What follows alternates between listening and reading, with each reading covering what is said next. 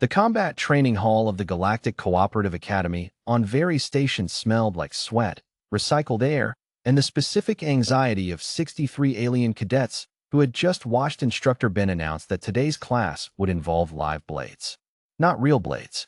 Training blades, dulled, weighted, sensor-tipped, designed to register a kill zone strike and emit a sharp tone rather than, as Ben put it in the careful language of Academy protocol, cause an international incident. But weighted steel in the hand felt like weighted steel. The nervous energy in the room was real. Lyra was the only one who looked bored. She sat cross-legged on the mat in the third row, her dark hair pulled back, her arms loose at her sides, watching Instructor Ben demonstrate grip technique with the flat expression of someone waiting for a lecture on something they had known since childhood. Which, in her case, was accurate. She was the only human at the Varys Academy. This fact had generated considerable administrative paperwork when she enrolled. The Cooperative's intake committee had reviewed her application 4 times, confirmed her species classification 3 times, and had one closed-door meeting that Lyra was fairly certain was titled something like, "Are we sure about this?" Humans were known quantities to the Cooperative, brilliant, erratic, statistically improbable survivors, but they were not known for applying to military academies. They were known for making military academies look at their own curriculum and quietly updating the difficulty metrics. Lyra had been at Varys for 7 months. The curriculum had been updated twice. Darian noticed her on his first day. It was difficult not to. She was the only human, which made her visually distinctive among the Sethkai and Vethri and Karathi cadets. But more than that, she moved wrong. Not badly, just differently. Where other cadets walked the halls of Varys with the careful spatial awareness of beings evolved on stable, resource-managed worlds, Lyra walked like something that was perpetually assessing the room. Not paranoid, not twitchy, calm actually, but aware in a way that registered somewhere below the conscious mind as a warning. Darian was Karathi, tall, scaled, from a civilization that prided itself on martial tradition going back 8,000 years. The Karathi were the second most decorated military species in the Cooperative. They had produced more decorated officers than any species except the Sethkai, and the Sethkai had a 2,000-year head start. Darian had arrived at Varys expecting to be the best in his cohort. He had not expected the human. It started, as these things often did, with pride. Darian was good with a blade.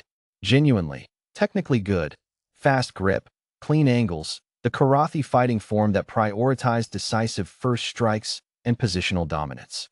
He had trained since he was 4 years old. He had placed first in every sparring assessment in his first 6 months at Varys. Lyra had placed first in the 7th month. She hadn't even been trying for first.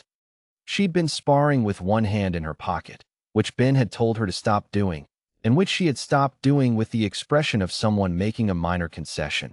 And she had won 4 consecutive bouts without the sensor on her training blade registering a single return strike. Darian had watched from the bench. He had said nothing.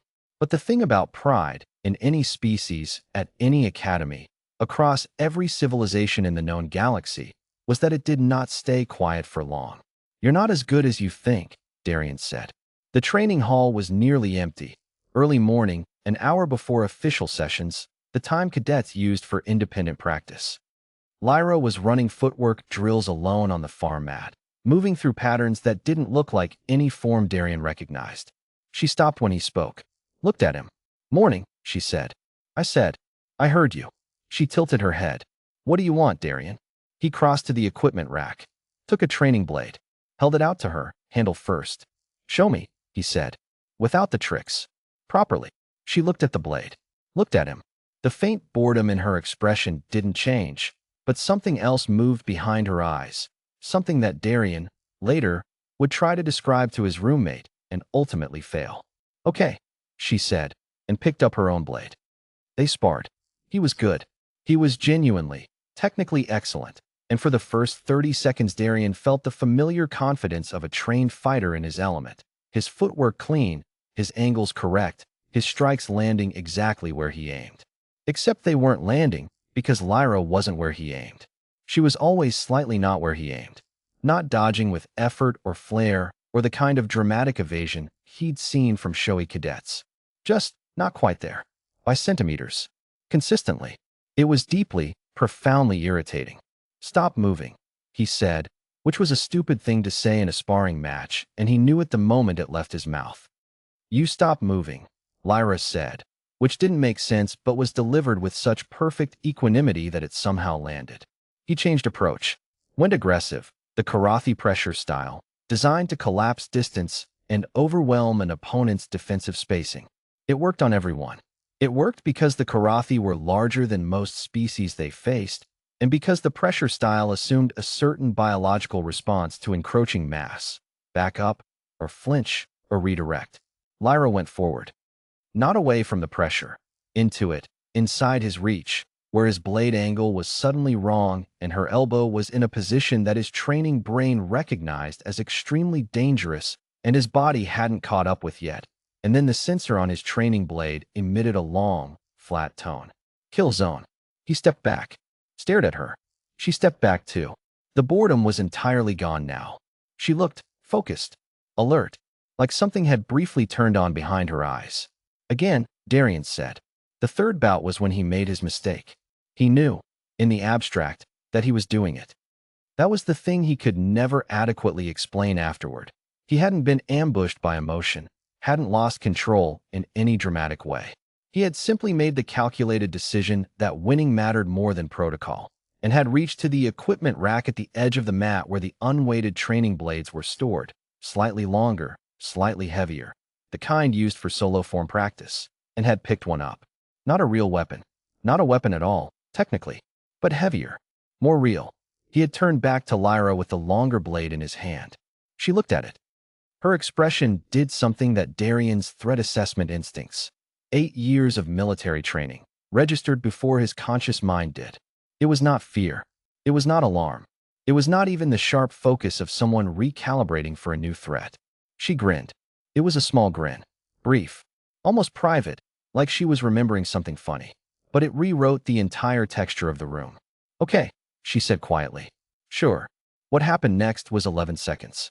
Darian reconstructed it later, carefully, the way you reconstruct something that your brain filed as too fast to process in real time. The longer blade gave him reach advantage. He used it, led with the extension, trying to control the distance. She let him think he had it for approximately 1 second, moving back in a way that looked like retreating but wasn't, because on the second she had changed the angle of her retreat, and now he was committed to an extension with no good recovery, and she was inside it again. Except this time, she didn't stop at elbow range. She kept going. Her right hand found his wrist, not grabbed, found, like it had always been planning to be there, and applied pressure in a direction that wrist joints did not prefer, and the longer blade left his hand with a simplicity that was almost insulting.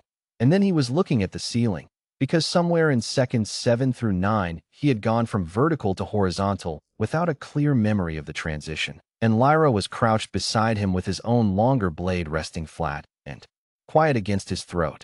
Not pressing, just there. The training hall was silent. In the doorway, for cadets who had arrived early for practice, stood completely still. Lyra looked down at Darian. The grin was gone. Her voice, when she spoke, was very calm and entirely without cruelty.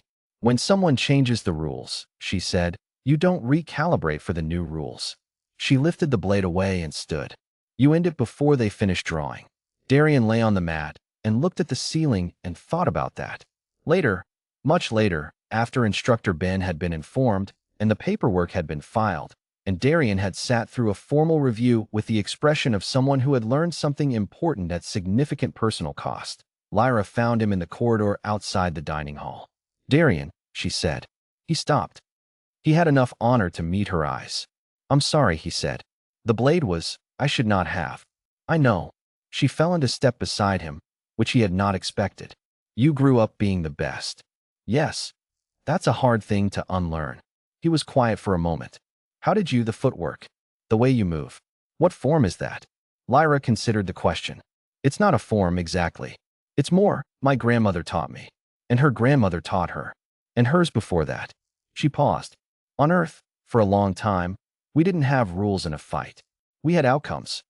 You learned what worked because the things that didn't work had consequences." "Your planet," Darian said carefully. "Yeah. The Deathworld." She smiled. Not the grin from the mat, something quieter. We don't call it that. What do you call it? She thought about it. Outside the viewport at the end of the corridor, the stars of various stations' orbit burned cold and distant. Home, she said. Darian placed second in the cohort that year. He was not ashamed of it. He had watched, carefully, the way Lyra moved through the world, the constant low-level awareness, the economy of motion, the way she never leaned against anything without knowing what was behind her. And he had understood, gradually, that it was not a technique. It was an inheritance, bred into her by a planet that had never once asked its inhabitants whether they were ready. He requested her as a sparring partner for the following semester. She said yes. An instructor, Ben, reviewing the room damage assessments at the end of that semester, quietly put in a requisition for reinforced training mats. Just for that pair. Just in case. Field note, Cooperative Academy, Varies Station, Cohort 7 assessment. Cadet Lyra continues to present unique calibration challenges for the combat curriculum. Recommend all future cohorts with human enrollment review the supplemental materials titled Deathworld Adaptations and what they mean for sparring protocol. Also recommend checking the equipment rack before morning sessions. We are still missing one training blade, and we are fairly certain we know who has it.